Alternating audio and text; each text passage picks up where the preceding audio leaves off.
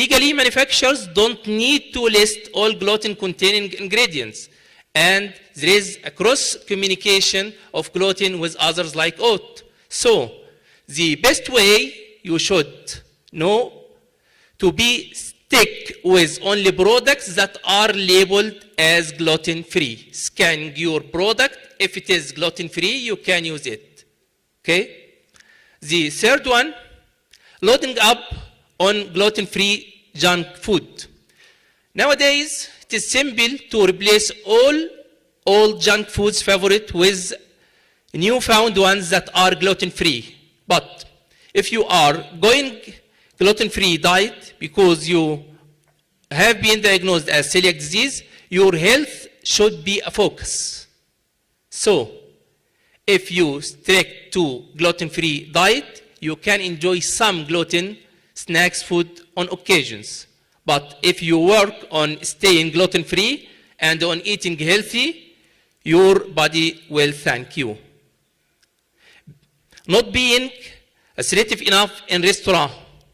This is a common mistake, as nowadays gluten-free diet become like moda, popular. Many people who are not celiac disease patient nowadays can follow the gluten-free diet, while they don't really need to do this. It is common in restaurant to see one of them demand a gluten-free diet or meal in a restaurant, but after finishing this meal, he ordered beer or gluten cake. So, you need to stress to your server in the restaurant that your food must be extremely gluten-free, as it equals your health. Emphasize, you are not making this request as lifestyle or funny, but you really need it for your health. This will lead them to take extra precautions about your meal. The next mistake is gamble with your health. If you have diagnosed as celiac disease and following gluten-free diet, you will dramatically show improvement, and this condition is completely treatable through diet. So, if you eat gluten, again, this will lead to symptoms and even complications ranging from vitamin deficiency to cancer. So, don't gamble with your health, especially with so many delicious gluten-free foods that are available nowadays.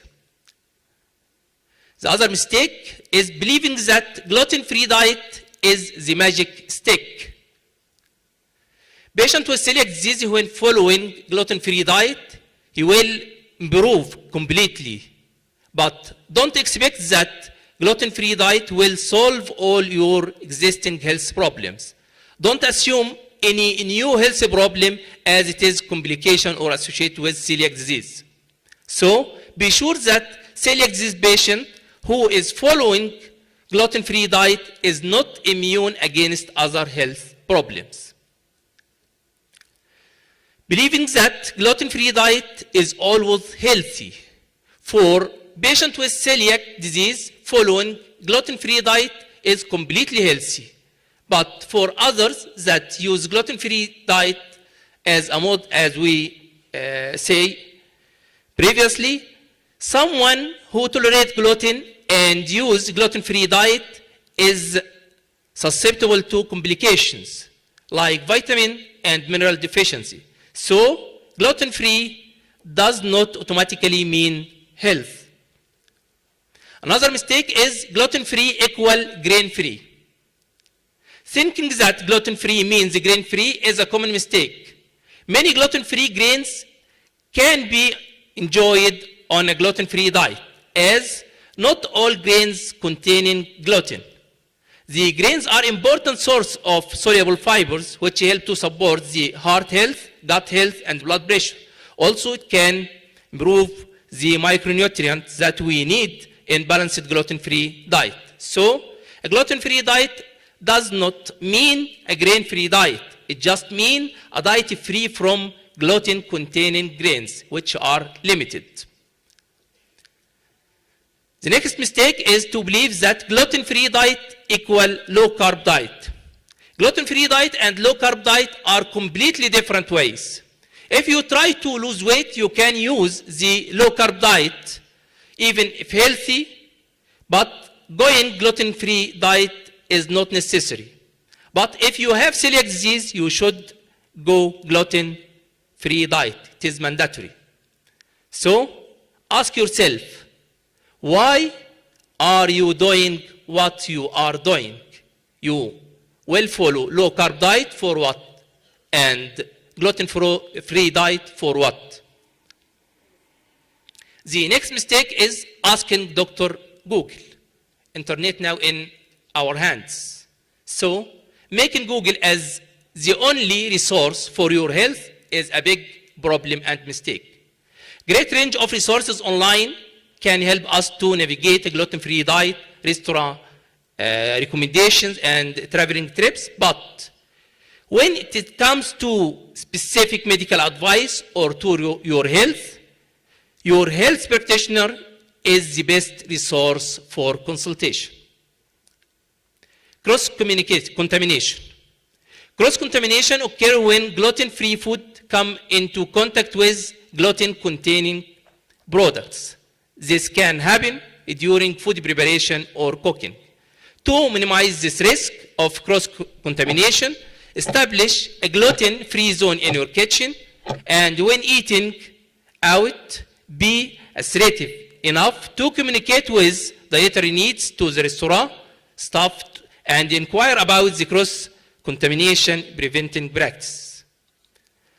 My take-home message, celiac disease is not rare.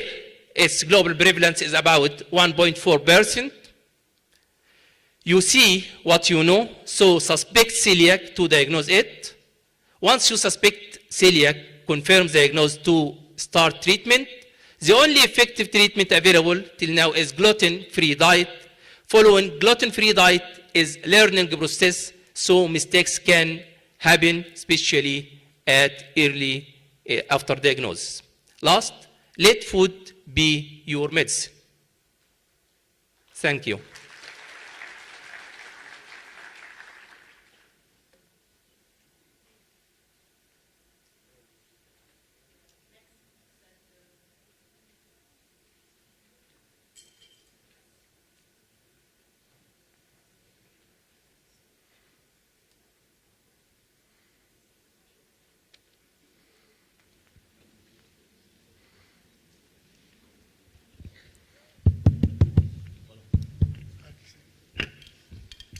Merci pour votre communication. J'espère que cela va susciter des débats.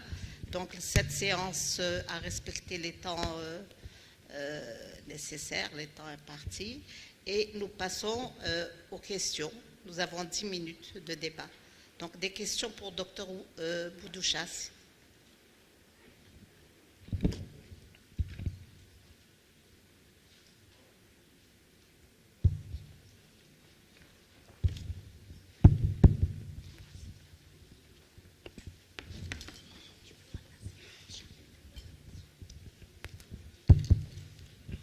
Bonjour à toutes et à tous. Bon, je te tutoie parce que tu es ma nièce. Merci pour cette excellente présentation. Ça prouve que tu domines la question. J'ai deux questions. La première, c'est est-ce que l'antigène HLA négatif DQ2, DQ8 élimine à 100% une maladie cœliaque? Réponse rapide. Oui, il élimine la maladie cœliaque. À 100%. Deuxième question, c'est un cas particulier. En général, chez du diabétique, un enfant diabétique type 1, un enfant diabétique type 1 de découverte récente, généralement, il y a une augmentation importante des anti-TTG qui dépasse des fois la normale. Dans ces cas-là, qu'est-ce qu'on fait? Est-ce qu'on considère que c'est une maladie cœliaque et on traite par l'origine sans gluten? 2, est-ce qu'on passe à la biopsie? 3, est-ce qu'on refait la sérologie 2 mois plus tard? Alors, pour la population pédiatrique, le dépistage dans une population générale, c'est-à-dire si on a des symptômes chez un enfant, on commence par les sérologies. Bien sûr, le sérologie... Diabétique. Oui, maintenant, d'abord, ça c'est pour l'enfant non diabétique. On fait l'arsenal comme je l'ai expliqué. Les diabétiques type 1, les enfants diabétiques type 1 font partie de la population à risque, chez qui le dépistage il est indiqué. Donc, dès qu'on a le diagnostic, en principe, en pédiatrie, le diagnostic d'un diabète type 1, ces enfants doivent être dépistés. Et le test de dépistage, c'est les anticorps antitransglutaminase. Maintenant, si ce taux ne dépasse pas les 10 fois la normale, il est décrit même en l'absence de maladie cœliaque. D'où la nécessité, je vous ai dit que les anticorps anti-endomysium sont préconisés en cas de pathologie dysimmunitaire telle que le diabète type 1. Donc, si on a des taux inférieurs à 10 fois la normale, on doit compléter par le test endomysium. Et s'il est positif avec des symptômes, on doit aussi aller vers la biopsie duodénale. Par contre, si le taux il est supérieur à 10 fois la normale et confirmé par les anticorps anti-endomysium, les dernières recommandations, on peut se passer à la phase aiguë, donc à un âge jeune de la biopsie. Et commencer directement le régime sans gluten. Donc on ne refait pas. Moins de 10, on confirme. On refait, on confirme. Plus de 10, on confirme. Non, pardon, Boudoucha. Parce que là, je parle en tant que... consultation. Expérience, voilà. C'est mon expérience dans les consultations de maladie cœliaque chez l'enfant. Généralement, les enfants qui sont diabétiques récemment, ont des anticorps. Voilà, question courte, réponse. Oui, réponse rapidement. Je constate qu'après 2 mois, je refais la sérologie, elle est négative. Même sans régime sans gluten. Même sans régime. Même sans régime sans C'est-à-dire qu'il faut remettre en question le premier dosage. Voilà. Oui. Je sais pas. Merci. Alors, docteur Bouadjaja, s'il vous plaît, pas de discussion pour être rapide. Bonjour tout le monde. Merci aux 2 orateurs pour la clarté de leur exposé. Il y a des cas de figure où des malades présentent des symptômes tellement typiques de la maladie cœliaque qu'ils sont mis sous régime sans gluten pour une longue durée. Alors, ils nous sont envoyés pour des avis. Et sûrement, quand ils ont suivi le régime sans gluten d'une manière stricte et rigoureuse, ils peuvent négativer leur sérologie, ils peuvent avoir une repousse de leur villosité. Alors, quand on fait la sérologie, elle est négative. Quand on fait l'histologie, elle est négative. Pour avoir une preuve que c'est vraiment une maladie cœliaque, parce que des fois, on nous demande, surtout pour les jeunes filles qui veulent se marier, qui veulent aller ailleurs, qu'est-ce que vous proposez pour asseoir un diagnostic exact? Est-ce que vous proposez la réintroduction avec tout son risque du régime sans gluten, sachant que le typage HLA ne peut pas, il peut éliminer certes en cas de négativité la présence d'une maladie cœliaque, mais s'il est positif, il ne veut en aucun cas dire mais c'est vraiment une maladie cœliaque. Qu'est-ce que vous proposez dans ce cas de figure? Alors, l'idéal, c'est de ne pas introduire un régime sans gluten si on n'a pas la preuve d'une maladie cœliaque. Maintenant, si les patients ont tendance à consulter un médecin de famille ou bien ils lisent sur Internet, ils évitent le gluten avec une amélioration des signes. On peut proposer à ces patients une endoscopie, ça dépend aussi du délai de l'éviction. En principe, pour avoir la repousse villositaire, il faut chez l'adulte 18 mois à 2 ans. 2 ans. Voilà. Donc, si les patients sont sous régime depuis plus de 2 ans, il est évident qu'on ne va pas retrouver de traces, il y aura une repousse probable des villosités. L'idéal, donc, c'est le but de cette présentation, ne pas proposer un régime sans gluten si on n'est pas sûr du diagnostic. Maintenant, si le patient il a commencé le régime, moins de 2 mois, on peut redoser les anticorps. Plus de 2 mois, on va faire les biopsies et on peut faire le test HLA. Et si le régime il date de longtemps, on est obligé de réintroduire avec de fortes doses le gluten pour restimuler la réaction immunitaire. Merci. Alors, moi, j'ai un cas clinique. La patiente a 200 d'anticorps et elle a une atrophie et elle n'a pas de population lymphoplasmocytaire, elle n'a pas d'infiltration. Elle répond bien au régime sans gluten, elle se sent bien. J'ai proposé un contrôle endoscopique et histologique dans un an, ou est-ce que je dois faire les HLA pour confirmer? L'atrophie villositaire avec... la NAPAT n'est pas concluante. Ça, c'est le problème des difficultés diagnostiques. C'est-à-dire, si on a une atrophie, mais on n'a pas tous les critères, en principe, les stades de marche, c'est progressif. C'est d'abord la lymphocytose intraépithéliale, puis l'hyperplasie des cryptes, ensuite l'atrophie partielle, totale ou subtotale. Maintenant, si on a l'atrophie, on a éliminé les autres causes d'atrophie, notamment les immunomodulateurs, les corticoïdes et les entéropathies. Voilà, et les anticorps sont positifs. Le diagnostic est presque certain de maladie cœliaque, surtout s'il y a une réponse au régime. Merci. Donc on passe à la deuxième communication, s'il vous plaît. Merci. Oui. Bonjour, encore une fois. Et j'ai une question aussi bien pour le docteur Boudoucha et pour le professeur Abdelmoumen. Un patient qui vient vous dire, docteur, est-ce que la maladie cœliaque peut devenir un cancer? Bon, la question, est-ce que le régime sans gluten est un rempart pour une éventuelle évolution vers le lymphome intestinal? Est-ce que c'est une utopie, c'est une réalité? Est-ce que dans votre pratique, vous avez rencontré des lymphomes intestinales sur maladie cœliaque? J'ai des sujets qui ne suivent pas très bien le régime sans gluten.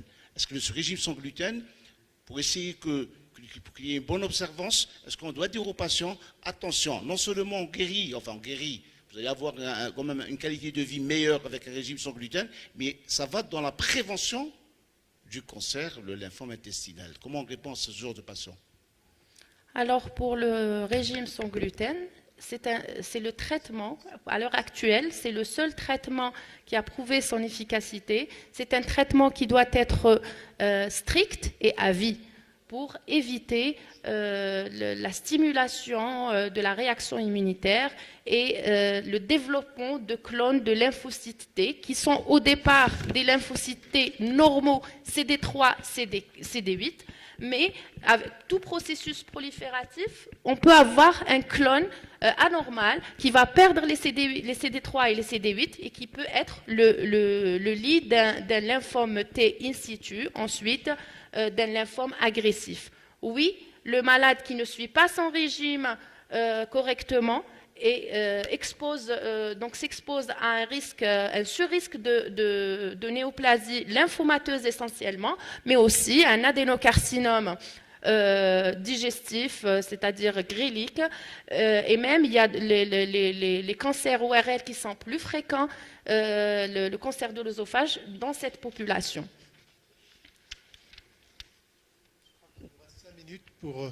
Il nous reste 5 minutes parce qu'on est très en retard pour la deuxième question du professeur Abdelmoumen. Oui, Bougueddouma.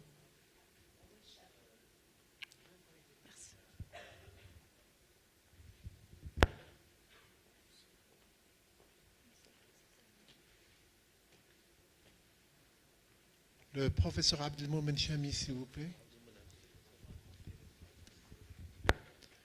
Alors, on peut permettre qu'une question parce qu'on est très en retard. Il faudrait qu'on passe à la deuxième session.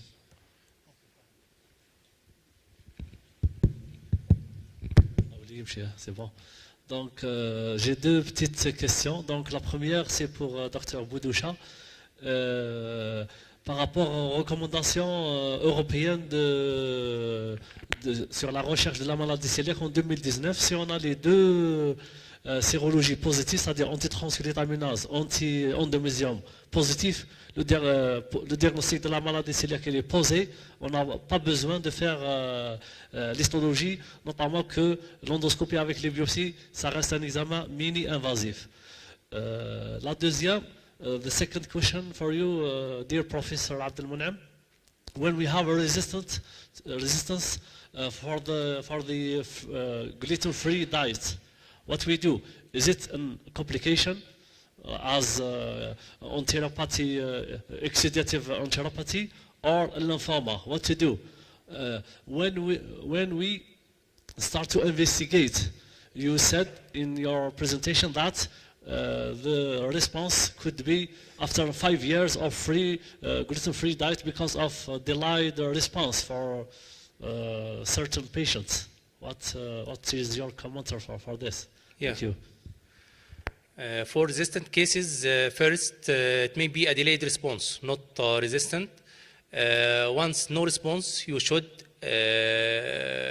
re-diagnose again, re-evaluate your diagnosis for celiac disease, even regain biopsy for re-diagnose. It may be a delayed response, maybe that our patient is not gluten-free completely. Like we say in our mistakes, he may believe that gluten-free diet is only restrict the cereals, but there may be cross-contamination. He may mistake that take other sources of gluten while he don't know. But if you are sure that your patient is gluten-free, which is a therapeutic test for celiac disease, and no improvement, it may be either delayed response or the damage was very severe, so it will last a long time, or you should again re-diagnose your patient, even for biopsy.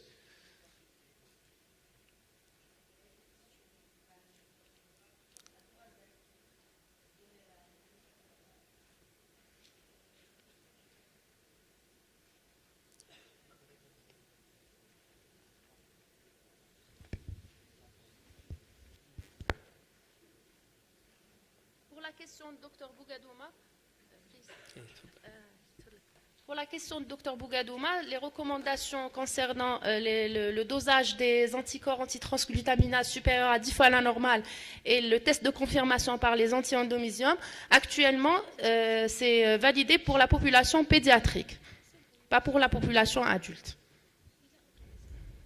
Voilà.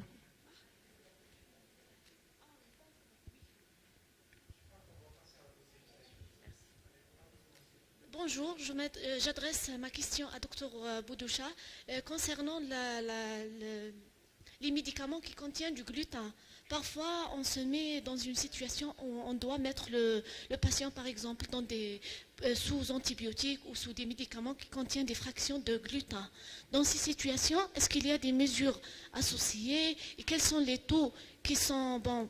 Est-ce qu'il y a des seuils qu'on ne doit pas dépasser dans la prescription de ces médicaments? Et merci. Alors, bien sûr, quand on a un médicament qui ne contient pas le gluten, on va choisir ce médicament. Mais si on est obligé de mettre on n'a pas le choix et le traitement s'avère nécessaire, une faible exposition pour une durée limitée contre un pronostic vital ou un pronostic fonctionnel, on est obligé de le prescrire en attendant les nouvelles thérapies qui vont permettre ces écarts de régime dans le futur, Inch'Allah. Voilà. Merci.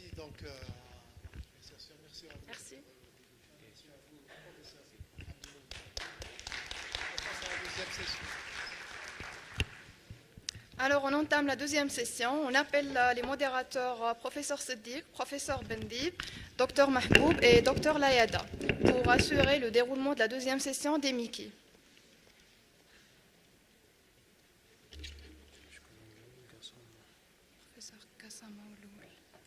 Et on invite professeur Kassama pour sa première présentation.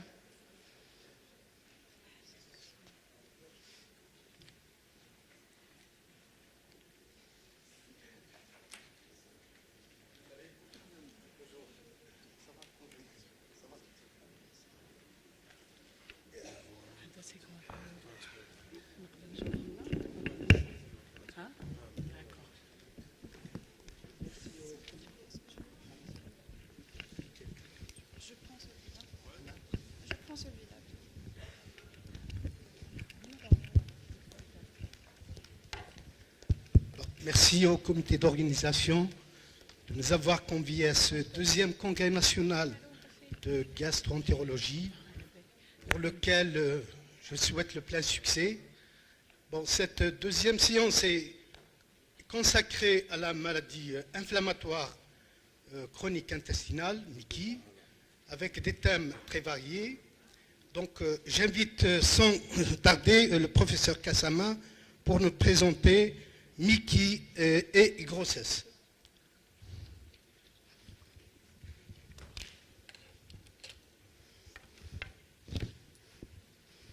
Bonjour, chère audience. Merci pour l'association HIDAB de nous avoir invités et de nous avoir donné l'occasion pour parler de ce sujet, une situation particulière, des maladies inflammatoires chroniques de l'intestin au cours de la grossesse. Et on va dire que ces maladies qui ont une prévalence qui ne cesse pas d'augmenter ces dernières années chez les sujets jeunes et aussi chez les sujets en âge de procréer. Alors, nous allons prendre la route aujourd'hui, depuis la conception jusqu'à la naissance. Alors, je vous demande d'attacher vos ceintures pour arriver en sécurité. Alors, pour commencer, on va vous exposer quelques cas de malades de notre consultation. Keltoum, 35 ans, sous azatioprine en rémission depuis 3 ans, pour maladie de Crohn iléocécale. Sarah, 31 ans, porteuse d'une RCH pancolique sous adalimumab depuis 4 ans. Nassima, 28 ans, présente une récidive post-opératoire d'une maladie de Crohn opérée sous infliximab. Et Salima, 32 ans, RCH distal en rémission sous 5-ASA depuis 4 ans. Toutes ces patientes souhaitent avoir un enfant.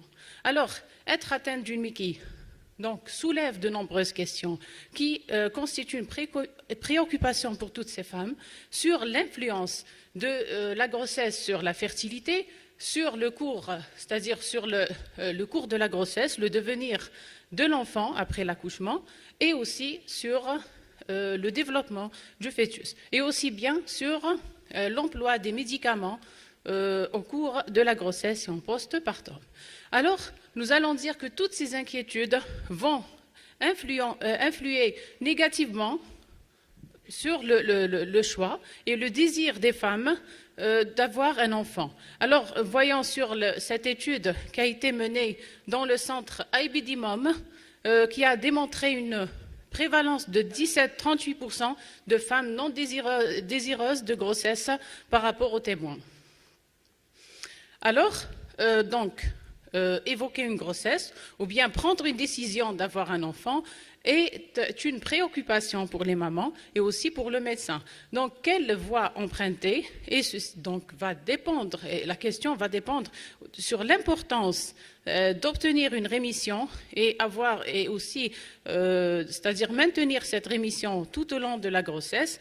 En contrepartie, donc, avoir tous les risques, de connaître tous les risques que peut encourir la grossesse sur l'état de santé de la maman et aussi le devenir de son enfant. Alors, savoir évoquer la grossesse selon un cadre de décision partagée entre les mamans et aussi bien les patientes et son gastro-entérologue. Et ceci afin de fournir des informations simples, pratiques pour planifier et accompagner une grossesse afin maintenir une rémission de la MICI au cours de la grossesse. Alors, donc, quelle voie emprunter? Nous allons prendre la route jusqu'à la naissance, en passant par plusieurs étapes, avant la conception, pendant la grossesse et après l'accouchement. Donc, c'est-à-dire, on va passer par plusieurs stations très, très importantes. Alors, tout en respectant les recommandations internationales, donc, qui permettent d'interdire, de limiter, d'autoriser certains médicaments et aussi d'émettre des directives concernant certaines pratiques. En pratique, donc la prise en charge de la MICI au cours de la grossesse, suivant une concertation pluridisciplinaire, faisant appel à un gastro-entérologue, un obstétricien, mais aussi un chirurgien, une diététicienne, un psychologue. Donc, tous ces acteurs jouent un rôle primordial dans l'accompagnement de la grossesse au cours des MICI. En préconceptionnel, il est très important de programmer la grossesse en période de rémission, poursuivant un traitement très efficace, traiter la poussée pour optimiser les chances de conception et minimiser le risque de survenue de complications obstétricales ou liées à la MICI, Donc, éduquer les patientes sur les MICI donc, au cours de la grossesse pour soulever toutes les préoccupations qui peuvent engendrer de l'anxiété qui pourrait être liée à la fertilité du couple, c'est-à-dire, donc, on peut répondre et dire que